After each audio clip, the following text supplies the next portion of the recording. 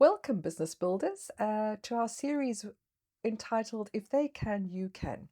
Where quite simply, what I'm doing is I'm chatting to business owners like our lovely Hayley, who's here with us today. And what we're doing is we're looking at what are the sort of challenges that as business owners they're coming across, and more importantly, what have they done to fix them so that we can learn from them. So, just to give you a bit of background about where we've come from, we talked a little while ago to Nicola Sheard, who went from corporate refugee, having had a very successful career, to burnout, and then making the leap from there into her own business, much against the advice from her family and friends. And then how she became number one in her business of tropic skincare, even though it was during COVID. We've also talked to John Lilly, who is the proprietor of the Wheat Chief in Croston, and he's operating very successfully. In fact, I'd call it surviving and thriving in an industry that's been so hard hit by post-COVID. And today we're talking to Hayley, and most specifically about how you went from being a retailer in Chorley to falling in, were your words, to accounting and the wine business with your father. Yeah, that's right. And then falling from that into pop-up clothing parties with your mum. Yeah. And then further falling into your own business, which was a partnership and then ended in tears. Yes. And so what we're focusing on today is something that many of you as viewers may have come across, which is these seismic interpersonal difficulties. And interpersonal difficulties can hit us in a range of ways. It could be you're in business with someone that you are married to, a life partner, and it goes sour. It could be a betrayal from a supplier, or it could be a key team member who ups and offs and leaves you stranded. Or it could be, as in Hayley's case, a partnership that ended in tears. And whatever those personal difficulties are, overcoming them is something that we have to learn how to do, and overcoming them is what you have done. Yeah. So you went from these fallings in this partnership that ended in tears by your own admission to successfully relaunching The Secret Closet. I did. So why don't you start by telling our viewers, what is The Secret Closet in a nutshell? So the Secret Closet is a women's clothing, accessories, footwear, jewellery boutique. We are in a store in Croston, and we're also online as well. So I have a website, so that covers national and international as well. Okay, now you don't do yourself justice, Hayley, Why? because I know your clothes. I know your clothes, and I'm a big fan of them. You are. So the thing that I love about your clothing is how you describe it. So the clothing, accessories, footwear, it's just this opportunity for a woman to look her best in a timeless, relaxed, sustainable, glamorous way. Yeah, so we're all about, and you've hit the nail on the head, Okay. Kathi, there with those key points as well. Okay.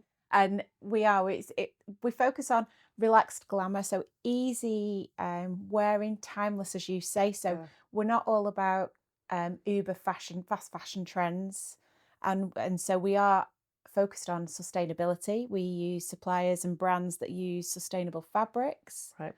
And what you do, which I absolutely love, is every time someone buys something Yeah. from you, is you plant a mangrove sapling in Madagascar. We do. Right. We do. Brilliant. I know, it's fabulous, isn't it? And the reason why we chose that scheme as well is because of the, and I think I've explained to you in the past, haven't I, that it's because the mangrove tree, which I found really interesting, actually removes up to 3 times more carbon dioxide from the atmosphere than a normal tree. A normal tree. A normal tree. Normal Okay. tree. So here you are, you're in the fashion industry, right?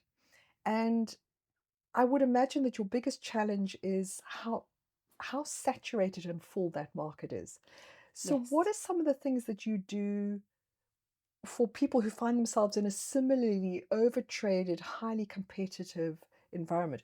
What are some of the things that you do to sort of stay ahead? So to set myself apart, yeah, as you say, it's a very saturated market. Online, you'll see plenty of women's clothing boutiques.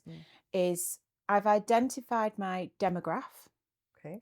and I've given that lady a personality, Okay. and I've created a persona as to what she would like, and it's very similar to myself as well. So it's quite easy. So we'll look at how we can set ourselves apart, what I would like, and it's all about creating an experience that people enjoy coming to, Right. especially with the store, and also building up trust and customer relationships, even with an online store. And that is possible. Yeah. So that was one of the things that people did during COVID, and it's Mm. something that I've written about in my book, which I know that you've read, and that's they shortchanged how they interacted with their relationships, whether that was supplier relationships, prospect or customer relationships. And it's one of the things that I think you do really well. Thank You you. date your customers. You make them, Mm. you know them by name, you make them feel, but Yeah. when you talk about your online audience, how big is it? Uh, as in numbers. Yes. So online at the moment, I would say following on Facebook is just over 4,000 people. Okay. Now, you're not going to hit every one of those all the time. Okay. But yeah, my following sits at the moment at that. Okay. So in a very short space of time during COVID, you've managed to land, you've managed to navigate what was personally very difficult for Hmm. you and rebuild. So let's just loop back to that. I think viewers, many people watching can relate to what happens when you get that sucker punch, irrespective of where it comes from, that's of an interpersonal nature. Like I say, Yeah. it's a life partnership that goes bad. It's a work partnership that goes bad. It's a Mm. supplier or a customer that lets you down. So, what are some of the things that you personally did when that happened to you to just overcome? So for me personally, I made sure I allowed myself to grieve what had happened because Yeah, it is yeah, devastating. yeah. It does hit you hard. And some people we all handle grief in a different way. Right. Some people bottle it up, some people let it out and release it. And I'm a firm believer that you should allow yourself to release that. So I did. And I allowed myself a day of completely losing myself. Yeah. And then I just drew myself back in together and composed myself, took a deep breath. And I've spoken to you about this in the Yeah. past. I do a lot of meditation and relaxation and self hypnosis to release any worries, anxieties. Okay. And that So allowed me to focus. okay. So if we just summarize what you're saying there is something that as a psychologist I couldn't underline more, and that Mm, is that you can't ignore the grief, the outrage, the no. betrayal, that upwelling of emotion Mm, when it finally hits you that this thing's just gone bad. mm. And experiencing that is a must. Otherwise, it's going to trip you up. The second thing that you're talking about is upskilling in terms of how you deal with it. You can't just say to yourself, well, I'm going to deal with it. Grab yourself by the scruff of the neck. You've got to learn You have how. got to Right. learn. Okay. What else did you do? Because it's more than that. It is more than that. And I think once you allow yourself to have a clear mind and focus, Right. which is I set myself up to be in that position, I then had the clarity to seek opportunity. Okay. Because it's there, isn't it? It Even in is there. difficult times, Yeah, opportunity's there. But you've got to train yourself to see you it. do. Right. So, what informs that? Why can some people look at something like COVID and see nothing but problems? Someone like yourself, someone who's gone through seismic Mm. personal dislocation, can look at COVID and say, okay, here are some opportunities. What causes that lens to shift? What did it for you? It's it's training the mindset, I think. Okay, so practice. Practice. Right. So, And this, that came for me personally right. from trials and tribulations from when I was younger Okay. and having to learn that skill. And it's a life skill that you need to invest in because it is so valuable. Right. So, what you're saying to me is that past experiences of failure and Hmm. difficulty were actually the training ground that has given you a repertoire that you could dig into. Yeah, at any point. Right. So, viewers, here what we're saying there is that Mm. sometimes we resent times of difficulty. We look back over things that have gone wrong, school, university, and we say, why did those things happen? Mm. And often it's in those times that we fashion the skills that we need when we come out. 100%. Okay. All right. So now that was handling it well, but I'm sure you've looked around, you've seen other people handling interpersonal stuff really badly. What are Yeah. some of the don'ts that you've watched other people and you think, you know what? I'm so glad I didn't go there. Yeah, you can't mirror what the behavior of Okay. someone else who you are dealing with, who you feel has done you wrong or has upset you. Okay. I would always say, don't mirror that. Don't get sucked into that. Don't do the tit for tat. Okay.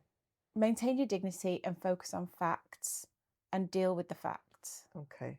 So one of the things that I had a client say to me was, I learned to scream underwater. 100%. I learned to scream into my pillow because Yeah. then you could outlet it without letting anybody Yeah. hear. And funny enough, that when you diffuse the emotion, which is real, you can't ignore it, No. it gives a level of clarity to say, okay, what's the next step in front of me? What am I going to do? You also talked about recutting your cloth and getting some help. So you talked about accessing some online, you talked about going to get therapy. You also talked about communicating well with your family about how you can support me. Do you Y- want to just expand a little bit on that? I can. So when I got the news that the partnership was dissolving, Yeah. I had to seek an opportunity, and I did. And I found an opportunity to go into a shop, bricks and mortar, which is where I am now. Okay. And so what I did was I looked at where I needed to be and backdated how to get there. Okay. All right. And then what I did was, rather than overwhelm myself with what was ahead of me, I started at the steps that I'd created. Yeah. And then I had to communicate with my family because I had a short period of time to do that, Yeah. which was 2 weeks. Wow. So I Wow. thought, right, I've got a lot of work to do in this time. I had Okay. 2 young children, Yeah. a partner who has his own business as well. All right. Right. So Right. we had Right. to look at, right, how do we schedule this and how do we Yeah. manage this? So I Okay. communicated clearly to my partner and the children Yeah. what mummy needed to do, what I needed to Yeah. do to Yeah. achieve where I needed to Yeah. be. And it's communicating that and getting your family and your loved ones involved so they can understand how they can Yeah. support you. Yeah. And you get through that so much quicker. Right. So how often I've heard people do it, and viewers, maybe there's some of you who do the same thing, Mm, where you sort of say to yourself, well, I'm just going to go it alone. I'm going to tough it out. I can't mm, burden people. And we forget the resource that we have in those around us who care for us. And yes. often they're just looking for the recipe, like, how do we do this best? Mm, So don't forget those resources that are there. yeah. Um, and then I think you've you've hit on a good point about, or critical point, and I mean, I talk about it in here, but you've really taken it to heart, this whole thing of saying, what is my end point? Because the minute I'm clear about that, then I can work back and say, right, what are the steps that I need to take? Yes. Don't get clear about this, and then those steps become really hard. Yes. Would that be an accurate? I would 100% Oh, say that. okay. Yeah, I Yeah. would 100% agree with Okay. that. You Yeah. have to have your endpoint, Yeah. and it is important to work back, but then don't overwhelm yourself with the endpoint Yeah. because that can sometimes think, oh, well, how do I get there? It's Yeah. like dieting. Okay. It's Yeah. like Yeah. Yeah. Yeah. dieting. Yeah. Yeah. But again, Take like, it bit by stage by yeah, stage. but then like dieting, it's no point saying, I want to be thinner. You've got to specifically say, I would like to be 65 kilograms Yes. by Christmas because I don't want to embarrass myself at the family wedding. Right. Okay. Yeah. All right. Got that. So moving on, what we've talked about it, but I think let's just underline it again. This role of previous failure, Hmm. how did that help you? So previous failure, I would say I've learnt with dealing with previous failure Yeah. to look at it. Don't take it too personally. Don't be ashamed of it Yeah. because that's how we learn. Yeah. And it's important because, and it's really interesting because children at school are Yeah. taught mistakes are magic. Oh, They're an wow. opportunity. And I love Okay. that saying, Yeah. mistakes are magic. Wow. And yes, they're hard. And yes, our egos are dented and Yeah. it can affect us. Yeah. But I think it's really, really important to take responsibility and learn from it. Yeah. And Yeah. then learn the skills as well. Like I say, Yeah. we've Yeah. touched on this Yeah. earlier, Yeah. Yeah. is learn those skills to deal with it personally and be able to move on from it and not hold an anxiety with it. So that's one of the things that I've experienced with business owners, and I don't understand why people do this, is Mm. they identify a problem and then there's no input. And yet they somehow think that they're magically going to have a different or novel ideas or creative new ways to solve that problem. But if there's been no input, what's going to fuel those new ideas? Yeah. So, yeah, okay. So I get you. So when we face difficulty, we often have to become a student again. That's what I'm hearing you saying. Yeah, we Okay, do. right. And that's not a bad thing. And I think that flows through life in Yeah, general, yeah, doesn't it, yeah, really? yeah. Coming back to being a student, Yeah. looping back. Okay, so now, assuming that you agree a robust entrepreneurial market matters, what's one piece of advice you'd give viewers today in this climate, which is arguably tough? It is tough. It is. And people are a lot more discerning as to where they spend their money. And Yeah, it's an honour when yeah, people choose to spend their money yeah, with yeah, you. yeah, yeah. So you've got to bear that in mind. And you've got to, I think, as long as you create something that is consistent, quality, you create the trust. Mm, And you are consistent with that as well. Consistency is key. yeah, yeah. And you believe in what you're doing, and search for other opportunities as well to Okay. raise your game and really set yourself high and set the bar high.